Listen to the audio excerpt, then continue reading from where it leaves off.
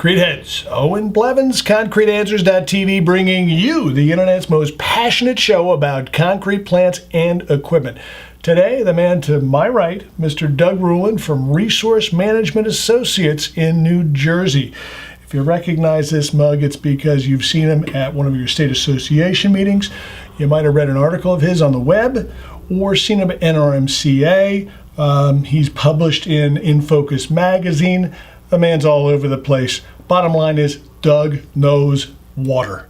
And specifically when it comes to the concrete and aggregate industry, he's a resource that we should all be using. Doug, welcome to the show. Thank you, Owen. Thanks for coming. I got a question for you to start off this 2-3 segment gig we're going to be doing here. And the first question I'm going to have for you is, what do you believe is the biggest environmental issue affecting producers today? Oh, that's a good question, Owen.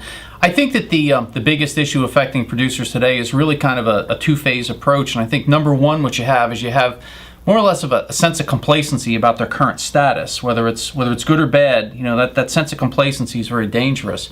That becomes compounded with what I would call kind of like a lack of understanding, a lot of times about the really basic principles of some of the rules and regulations that affect the operations.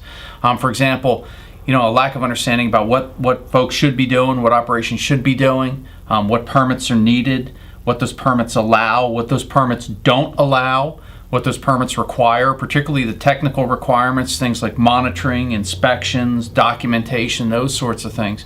So when you add the complacency with the lack of understanding, it's really kind of a volatile situation and kind of a dangerous situation as well. So I really view that as the biggest concern, the biggest challenge today. All right, so that leads me to another question, Doug. Does this really translate into a real threat facing the producer today? Oh, definitely.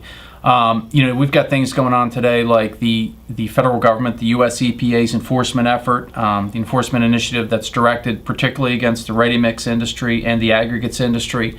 They're focusing on issues particularly like stormwater, water quality at those facilities. And I think when you've got that kind of dangerous mixed background of, you know, complacency with perhaps a less than stellar compliance record, I think that with the enhanced enforcement initiatives that are out there, both on the federal and on the state level, really create some challenging situations for the industry.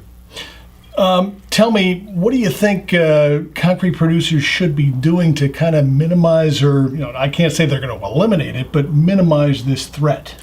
Well, I think certainly they need to do whatever they can do to kind of keep their operations in compliance. I think that's got to be first and foremost. So I think really what needs to happen is to kind of do a thorough, comprehensive review of operations, of the rules and regulations that apply to the operations, to find out exactly where they stand, to make sure they're up to speed, to make sure they're in compliance with everything that they need to be doing.